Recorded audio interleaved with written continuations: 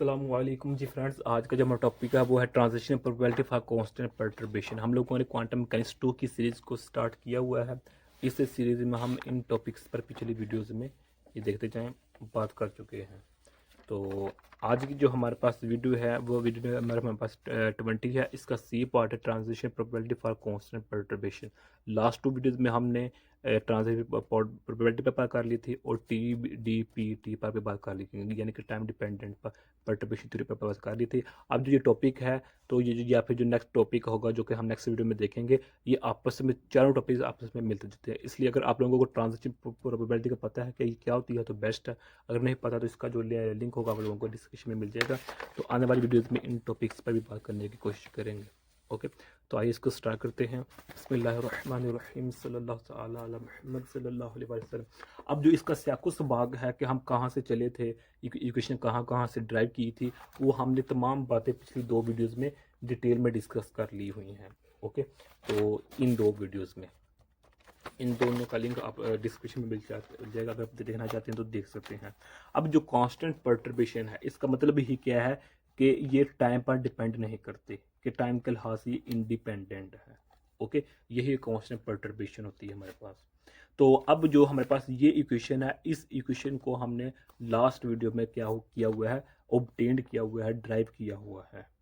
Okay, तो यानी कि एक्चुअली हमारे पास क्या था कि अयोटा ओवर सिम एच कट था लास्ट वीडियो में, तो वहाँ से हमने ये इक्वेशन को ड्राइव किया है।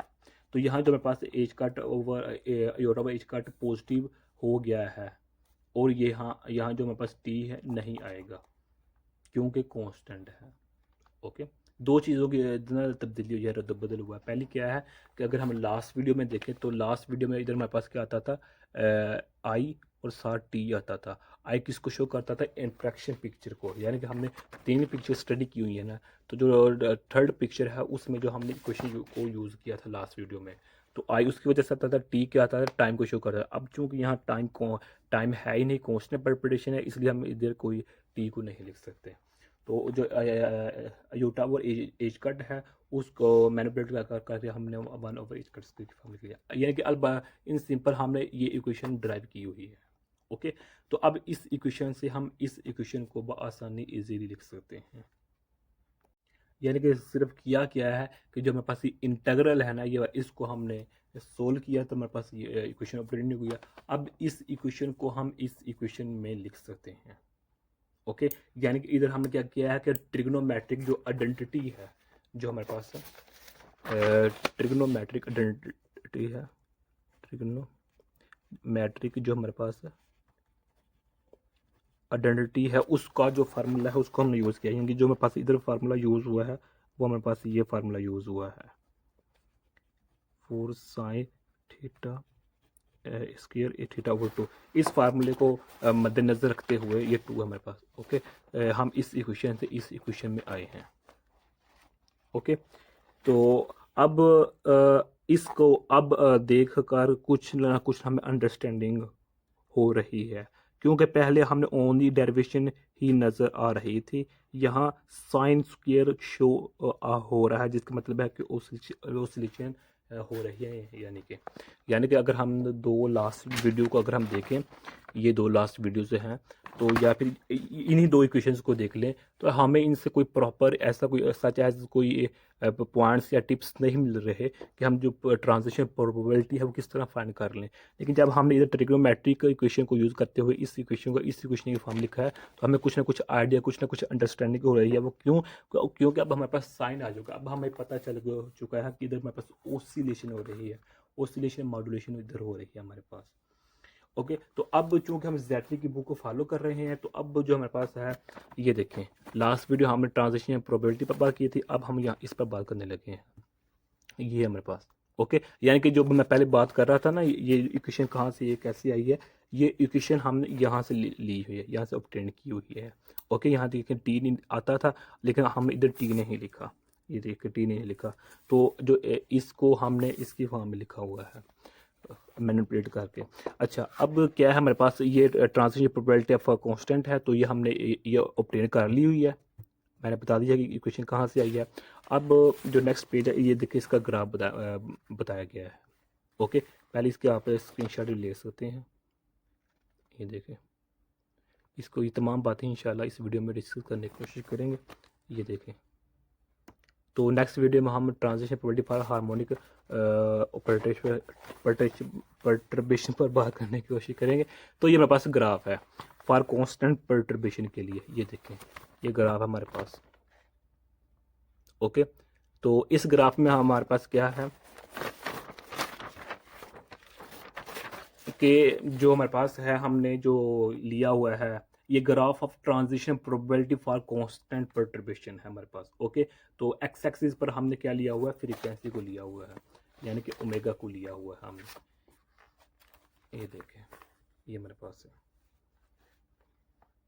तो अगर इस ग्राफ को देखें तो हमें यही मालूम हो रहा है कि अगर जैसे जैसे हम ओमेगा की वैल्यू है इस साइड पर या फिर इस साइड पर इंक्रीज करते जाएंगे, वैसे वैसे जो एम्पलीट्यूड होगी ना ओसिलेशन की, या फिर हम कह सकते हैं प्रोबेबिलिटी जो होगी ओसिलेशन की, वो डिक्रीज होती जाएगी। जिस तरह हमें ये ग्राफ से शो हो रहा है। ये देखिए, जब ओमेगा 0 था तब हमारे पास जो प्रोबेबिलिटी है, जो मेरे पास मैग्नीट्यूड है, वो क्या है, एम्पलीट्यूड हमारे पास ज़्यादा है। लेकिन जैसे ही टाइम गुजर रहा है, विद द टाइम जो मेरे पास ओमेगा है उसका जो वैल्यू इंक्रीज़ हो रही है, इस साइड पर ले लें, वैल्यू इंक्रीज़ हो रही है, तो इंक्रीज़ होने के साथ साथ जो इसकी एम्पलीट्यूड है या जो प्रोबेबिलिटी है वो भी डिक्रीज़ होती जा रही है। या इस साइड पर ले पहले देखें, कम होती जा रही है। यानी कि with the passage of time जब ओमेगा की वैल्यू इंक्रीज़ होती जाती है तो जो हमारे पास है ग्राफ की एरिया वो भी रिड्यूस हो जाता है, या फिर कहते हैं एम्पलीट्यूड ऑफ ऑसिलेशन डिक्रीज होती जाती है, या फिर हम ये कह सकते हैं जो मेरे पास प्रोबेबिलिटी है वो डिक्रीज होती जाती है। ओके, तो इसलिए हम कहते हैं कि जो मैक्सिमम प्रोबेबिलिटी होती है वो हमें उसी वक्त ऑब्टेन होती है जब हमारे पास जो ओमेगा होता है वो इज इक्वल टू 0 होता है। क्या होता है, ओमेगा इज इक्वल टू 0। अब जब मेरे पास ये एफ आई है, इसका मतलब मैंने कई मतलब पिछले वीडियो में बता दिया हुआ है, यानी कि एक्चुअली हमारे पास ये क्या है, ये ऐसी है। ओके, इसको इन शॉर्ट हम इस तरह लिखते हैं। ओके, तो अब जो मैक्सिमम प्रोबेबिलिटी होगी वो तो हमारे पास होगी जब ओमेगा इज इक्वल टू 0 होगा। और ये क्या करता है, कहा है कि डिके रैपिडली, क्या है, डिके देखना, जो हमारे पास है डिके, जैसे जैसे ओमेगा की वैल्यू इंक्रीज होगी तो ये जो इसकी ग्राफ होगी वो वैल्यू बहुत सडनली कह सकते हैं हम, जो रैपिडली जो होती वो डिक्रीज हो रही है, डिके हो रही है, इसका मतलब ये बयान किया गया है इधर। तो अब अगर हम देखें कि जो हमारे पास, अल्लाह भला करे आप लोगों का, जो मेरे पास मैक्सिमम प्रोबेबिलिटी है वो उसी वक्त होगी जब हमारे पास ओमेगा 0 होगा। ओके, और जो मेरे पास होगा, जो मेरे पास ये एम्पलीट्यूड होगी वो रैपिडली क्या होगी, डिक्रीज होगी, सडन डिक्रीज होगी, हम ये कह सकते हैं।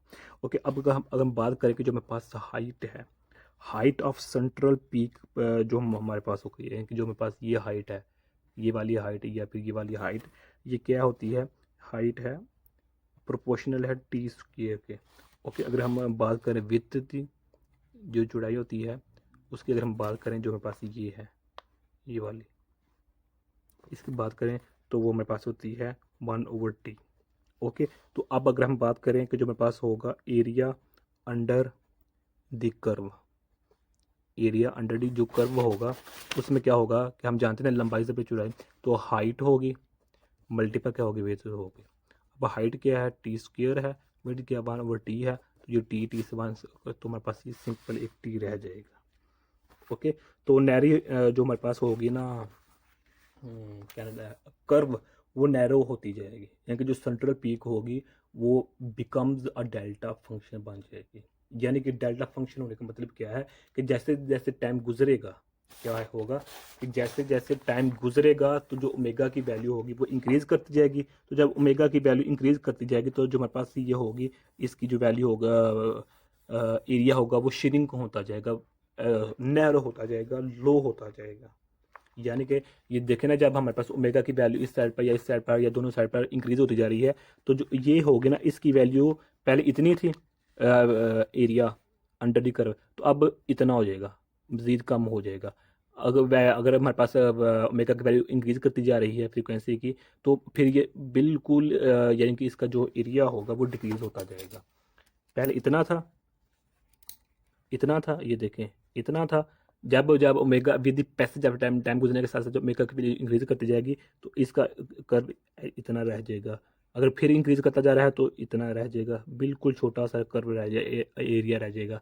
तो एक टाइम ऐसा आ जाएगा कि ये बिल्कुल एक डेल्टा फंक्शन बन जाएगा। डेल्टा फंक्शन मतलब सिर्फ एक लाइन रह जाएगी। अब इसके अंदर जो एरिया है वो ना होने के बराबर है, बिल्कुल जीरो की इक्वल हो गया है। यानी कि इन सिंपल वर्ड्स मैं ये कह सकता हूँ कि जब हमारे पास एक लाइन जब हम ऑब्टेन कर लेंगे, ओके, जब हमारे पास एक लाइन रह जाएगी, पहले ये देखे ना, पहले ये था, उसके बाद फिर ब्रेक हुआ, उसके बाद फिर ब्रेक हुआ, उसके बाद फिर ब्रेक हुआ, फिर उसके बाद फिर ब्रेक हुआ। यानी कि अब क्या है, यहाँ ओमेगा की वैल्यू कुछ और है, कम है, यहाँ ज़्यादा है, यहाँ उससे ज़्यादा, यहाँ उससे ज़्यादा, यहाँ उससे ज़्यादा, यहाँ। तो ऐसा टाइम आएगा कि हम सिर्फ एक लाइन ऑब्टेन करें, इसको हम कहते हैं, मेरे पास क्या होता है, ये डेल्टा फंक्शन होता है हमारे पास। डन हो गया। तो हम अप्रोक्सीमेटली ये कह सकते हैं जब हमारे पास टाइम इन्फिनिटी हो जाएगा, यानी कि टाइम इन्फिनिटी क्या होने का मतलब है, इन अदर वर्ड्स जो ओमेगा होगा वो उसकी वैल्यू बहुत ज़्यादा हाई हो जाएगी, उस वक्त जो हमारे पास होगा ये डेल्टा फंक्शन, इसको हम ऑब्टेन कर लेते हैं ये। अच्छा जी, खैर अब नेक्स्ट चलते हैं। यही बात इधर लिखी हुई है, देखें जो हमने। तो अब यहाँ क्या है कि ये हमारे पास इक्वेशन है। तो ये मेरे पास जो हमने इधर बात की है ना कि डेल्टा फंक्शन की, डेल्टा फंक्शन जो जो हमारे पास ये है, ये वाला, ये एक पॉइंट पर आ जाता है, ये देखें एक पॉइंट है, ओके। अब यहाँ देखें पहले कितने पॉइंट्स आ जाते थे यहाँ, ओके, यहाँ, लेकिन अब एक पॉइंट पर एक डेल्टा फंक्शन, तो उस डेल्टा फंक्शन को अगर हम इक्वेशन की फॉर्म लिखेंगे तो हमारे पास ये होगी, ओके। तो अब जो हमारे पास है इस इक्वेशन को हम इस इक्वेशन की फॉर्म में लिख सकते हैं। तो हम इधर जानते हैं कि जब हमारे पास होता है E is equal to h cut omega की इक्वल होता है, तो यहाँ इसकी वैल्यू को यूज़ करते हुए हम इस इक्वेशन से इस इक्वेशन में बआसानी इजीली आ सकते हैं। यानी कि इस इक्वेशन से जब हम इस इक्वेशन में आएंगे तो हम इस फार्मूले को यूज़ करेंगे, E is equal to h cut omega को यूज़ करेंगे। तो यहाँ देखें ये हमारे पास क्या है, ये मैं पहले बता चुका हूँ, ये किसकी इक्वल होता है, ओमेगा एफ माइनस ओमेगा आई। इसको हम इन शॉर्ट इस तरह लिखते हैं, ओके। तो इसका मतलब क्या हो गया कि इधर हमारे पास ये इस तरह है, नेगेटिव एच कट ओमेगा आई है, इस तरह है। तो अब ये हमारे पास क्या ई एफ हो जाएगा, ये हमारे पास ई आई हो जाएगा, ओके। ये वैसे का वैसे ही रह गया। अब यहाँ जो हमारे पास मैनिपुलेशन हो रही है कि इसको हम रीअरेंज करेंगे, मैनेज करेंगे। वो किस तरह करेंगे कि जो हमने लास्ट वीडियो यानी कि देखिए, सॉरी, इक्वेशन है हमारे पास, क्या नाम लेते हैं, ये देखें जो मेरे पास, ये देखें जो मेरे पास ये इक्वेशन है, इस इक्वेशन को आप एक मरतबा अपनी, अगर आप चाहते हैं कि किस तरह ड्राइव हुई इक्वेशन, आप इस इक्वेशन को एक मरतबा लिखें अपनी नोटबुक पर। लिख लिया है तो अब देखें कि यहाँ से हम क्या कौन कौन सी वैल्यू निकाल रहे हैं। यहाँ से हम इसकी वैल्यू निकाल रहे हैं, ओके। तो अब एक मिनट, कि हमारे पास स्क्वायर होगा, स्क्वायर से, अच्छा, ये देखिए हमारे पास ये है ना। तो अब इसका अगर मैं स्क्वायर ओपन करूं तो मेरे पास ये 4 बन जाएगा, तो इसके ऊपर स्क्वायर आ जाएगा, तो ये 1/4 है, तो ये 4 ऊपर चला जाएगा। इसका मतलब क्या होगा, एक ये टर्म होगी, एक ये टर्म होगी, और एक हमारे पास ये तो वैसे ही ऊपर चला गया ना, एक ये टर्म होगी। इन तीनों टर्म की जगह हम ये वैल्यू पुट कर देते हैं, इस इक्वेशन में, इस इक्वेशन में पुट करें। यानी कि इसकी जगह, इसकी जगह और इसकी जगह जो ये वैल्यू है ना, ये वैल्यू पुट करेंगे, तो जो बाकी ये है इसके साथ मल्टीपल करेंगे तो हमारे पास हम इस इक्वेशन को ऑब्टेन कर लेंगे, ओके। इस इक्वेशन को ऑब्टेन कर लेंगे, और जो हमारे पास होगा ना एज कट, नीचे एज कट स्क्वायर है, तो ये एज कट स्क्वायर इस एज कट से कैंसिल हो जाएगा, तो हमारे पास ये सिंगल एज कट, एक सिंगल एज कट बच जाएगा। तो मैंने आपको मेथड बता दिया, तरीका बता दिया है किस तरह करना है, तो ये आपका है, तो आप इसको भी आसानी ईजिली कर सकते हैं। मैंने आपको मेथड बता दिया हुआ है, क्या किया है, एक ये है, एक 4 ये है, एक ये है, इन तीनों की जगह हम ये वैल्यू पुट करें, किस इक्वेशन में, यहाँ पुट करें, ओके। एक इसकी जगह, एक इसकी जगह, एक दो एक ये 3 है, इनकी जगह जो वैल्यू है वो पुट करें, तो करेंगे इसका मल्टीप्लाई करेंगे तो हमारे पास जो ये इक्वेशन होगी, इस इक्वेशन को हम आसानी इजीली ड्राइव कर पाएंगे। यही हमारा मकसद था इस टॉपिक का, कि ये हमारे पास ट्रांजिशन प्रोबेबिलिटी हमारे पास है in the case of constant perturbation, यानी कि जब टाइम के लिहाज से चेंजिंग नहीं हो रही होती। अब यहाँ देखिए ये हमारे पास ये कौन सी इक्वेशन है, अगर हम चाहते हैं ट्रांजिशन रेट को, जो हमारे पास ये है किसको शो कर रहा है, ये ट्रांजिशन रेट को शो कर रहा है, ट्रांजिशन रेट है। अगर हम ट्रांजिशन रेट लिखना चाहते हैं तो सिंपल क्या करेंगे हम कि जो मेरे पास ये होगी ना, जो जो प्रोबेबिलिटी हमने ऊपर निकाल लिया फॉर कांस्टेंट परटर्बेशन के लिए, इसको हम डिवाइड कर देंगे ईच कट पर, तो हमारे पास ये इक्वेशन, हम इस इक्वेशन में चले जाएंगे। बस सिर्फ यही किया और कुछ नहीं है। सॉरी टी पर डिवाइड करना है, टी पर, ट्रांजिशन रेट की बात कर रहे हैं ना, तो रेट पर हम टी पर डिवाइड करेंगे तो ये टी इस टी से कैंसिल हो जाएगा, तो हमारे पास ये बच जाएगा। ओके, अब हमारे पास लास्ट पॉइंट आ जाता है फर्मी गोल्डन रूल। अब ये फर्मी गोल्डन रूल क्या बताता है कि हमें अच्छा, उससे पहले हमें एक बात का पता होना चाहिए कि जो हम ये टॉपिक स्टडी कर रहे हैं ये मेरे पास रियल फिजिक्स से है। अगर हम अंडरस्टैंड करें ना, यानी कि जो हम ये तीन जो इस चैप्टर को, जो न्यू चैप्टर है, जो 10th चैप्टर है, इसको स्टडी किया हुआ है, कंटिन्यू कर रहे हैं जेटली की बुक में से, तो अगर हम गौर करें ना, तवज्जो करें, जो फिजिक्स की जो बेसिक और बुनियादी जो डेफिनेशन है कि मैस और एनर्जी का जो आपस में इंटरेक्शन होता है उसको हम फिजिक्स का नाम देते हैं। तो बेसिक अगर हम देखना चाहें ना कि क्या वाकई ऐसा होता है या नहीं, तो वो ये टॉपिक है, यानी कि ये वाला टॉपिक, ये वाला टॉपिक, या ये, यानी कि जो 10th चैप्टर है ये रियल फिजिक्स हमें बताता है कि with the passage of time, के टाइम गुजरने के साथ साथ जो एनर्जी होती है, जो मैस होता है, इनकी इंटरेक्शन होता है। यानी कि इन सिंपल वर्ड हम ये कह सकते हैं कि लाइट और मैटर के दरमियान में, लाइट और मैटर के दरमियान में जो हमारे पास इंटरेक्शन होती है वही हमारे पास फिजिक्स होती है ना। तो यही चीज़ हम इधर डिस्कस कर रहे हैं।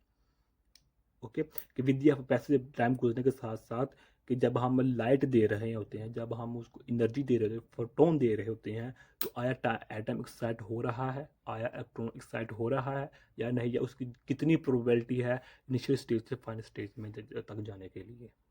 तो ये रियल फिजिक्स है, ये याद रखिएगा इधर। अच्छा, मैं बात कर रहा था कि फर्मी गोल्डन रूल। अब ये फर्मी गोल्डन रूल हमें क्या बताता है कि जब हम, अगर आप लोग जो हमने लास्ट 2 वीडियो स्टडी की हुई है ना, तो उसमें हमें कहा था ये मेरे पास क्या इनिशियल स्टेट है और ये मेरे पास क्या है, फाइनल स्टेट है। क्या है, फाइनल स्टेट है। ओके, तो इनिशियल स्टेट को हम आई से शो करते हैं और फाइनल स्टेट को हम एफ से शो करते हैं। लेकिन जिस तरह ये सिंगल इनिशियल सिंगल स्टेट है ना, इस तरह हमारा फाइनल सिंगल स्टेट नहीं है, बल्कि अगर इसको हम देखें ना किसी माइक्रोस्कोप के थ्रू, तो ये इस एक लाइन में बहुत ज़्यादा स्टेट्स हैं। जिस तरह एक सिंगल स्टेट है, इसी तरह एक इस स्टेट में जो लाइन हमें शो रही है एक सिंपल, इसमें बहुत ज़्यादा स्टेट्स हैं। यानी कि इन अदर वर्ड्स कि हमारे पास क्या होता है, ये हमारे पास इनिशियल स्टेट है, जो फाइनल स्टेट है वो हमारे पास इस तरह की होती है। अब इसको हम देखेंगे इस तरह। ओके, लेकिन हमें सिर्फ एक ही लाइन शो हो रही होती है, तो इसको हम कहते हैं, ये मेरे पास क्या है, कॉन्टिन्यूम स्टेट है हमारे पास। ऐसी स्टेट जिसमें बहुत ज़्यादा स्टेट्स हों उसको हम कॉन्टिन्यूस स्टेट का नाम देते हैं। ओके हो गया। तो इन सिंपल वर्ड हम यही कहेंगे, हमारे पास इनिशियल या फाइनल स्टेट है, लेकिन जो मेरे पास ये होती है इतनी सी, इसको हम कहते हैं, ये मेरे पास है final state in the form of continuous state है, या हम ये कहते हैं ये मेरे पास इनर्जी रेंज है। क्या है, इनर्जी रेंज है। ओके, तो अब अगर यहाँ से हम डेंसिटी ऑफ स्टेट निकालना चाहते हैं, इससे डेंसिटी ऑफ स्टेट निकालेंगे तो क्या इन स्टेट्स डेंसिटी ऑफ स्टेट्स निकालेंगे, तो क्या करेंगे कि जो नंबर ऑफ स्टेट्स होंगे, इसमें नंबर ऑफ स्टेट्स होंगे इसको ऊपर रखेंगे और एनर्जी को नीचे रखेंगे, तो हम जो डेंसिटी होगी उसको हम आसानी इजीली निकाल सकते हैं। अगर इसको हम गौर से देखें तो जो सबसे लोअर साइड पर स्टेट होगी उसको हम नाम देंगे, क्या नाम देते हैं, ईएफ का, ईएफ का। और जो सबसे ऊपर वाले ऊपर जाएंगे तो चूँकि दरमियान में बहुत सारे स्टेट्स हैं, तो इसलिए वो हमारे पास डी ई एफ होगा। ओके, यानी कि हमारे पास क्या होगा, E F plus D E F. इन दोनों को जब हम ऐड करते हैं तो हम इस कंटिन्यूम स्टेट को ऑब्टेन करते हैं। ई एफ किसको शो करता है, सबसे जो नीचे वाला स्टेट उसको। तो ऊपर जाते हैं जैसे हमारे पास तमाम स्टेट्स हैं ये वाले, तो ये रेंज है एक तरह का इतनी सी, ये देखिए तमाम स्टेट्स हैं, तो इसको हम डी ई एफ से शो कर रहे हैं। तो आप इन दोनों को ऐड करें तो मेरे पास फाइनल जो स्टेट होगी, कॉन्टिन्यूस स्टेट होगी वो होगी। लेकिन हम सिंपल वर्ड्स हम यही कह सकते हैं, कह देते हैं मेरे पास इनिशियल है, ये मेरे पास फाइनल है, हालांकि ऐसा नहीं होता क्वांटम स्टेट में, क्वांटम मैकेनिक्स में, क्वांटम फिजिक्स में। ओके हो गया। तो अच्छा जी, ये हमारे पास क्या है, डिस्ट्रीब्यूटेड है हमारे पास जो स्टेट्स हैं ये हमारे पास। ओके, खैर मैं बात कर रहा था कि फर्मी गोल्डन रूल, कि फर्मी गोल्डन रूल हमारे पास ये है। तो अब जो हम इधर ये बात कर रहे हैं, जो ट्रांजिशन होता है, ट्रांजिशन को हम ओमेगा से शो करते हैं, इधर किससे शो कर रहे हैं, ओमेगा को। तो अब जो हमारे पास ये इक्वेशन है ना, ये वाली ऊपर जो हमने लिखी है प्रोबेबिलिटी, ये ट्रांजिशन प्रोबेबिलिटी है, तो ये वाली जो ये इस इक्वेशन है, अगर इस इक्वेशन को हम इंटीग्रेट कर देंगे, इस इक्वेशन को अगर हम इंटीग्रेट कर देंगे तो हम इस इक्वेशन को ऑब्टेन कर लेंगे इजीली। ओके, यहाँ की जो ट्रांजिशन प्रोबेबिलिटी हम फॉर कांस्टेंट परटर्बेशन है उसको जो वैल्यू ऑफ इक्वेशन फाइंड किया, अगर उसको हम इंटीग्रेट कर देंगे तो जो हमारे पास ये इक्वेशन होगी इसको हम ऑब्टेन कर लेंगे, और इस इक्वेशन को हम इस इक्वेशन की फॉर्म में बआसानी इजीली लिख सकते हैं। तो यही हमारे पास क्या होता है, फर्मी गोल्डन रूल होता है, उसकी जो हमारे पास फर्मी गोल्डन रूल है। ओके, अदरवाइज हमारा जो टॉपिक है वो यहाँ पर ख़त्म हो चुका है। यहाँ पर ये भी एडिशनल स्टेप है कि अगर हम ट्रांस जो प्रोबेबिलिटी है उससे अगर नेक्स्ट जो स्टेप है, अगर हम क्या नाम लेते हैं, ट्रांजिशन रेट की बात करना चाहते हैं, ट्रांजिशन रेट कह लें या फिर transition probability per unit time कह लें, एक ही बात है। ओके, ये भी एडिशन है तो ये भी एडिशन है, लेकिन इसका हमें एटलीस्ट पता होना चाहिए।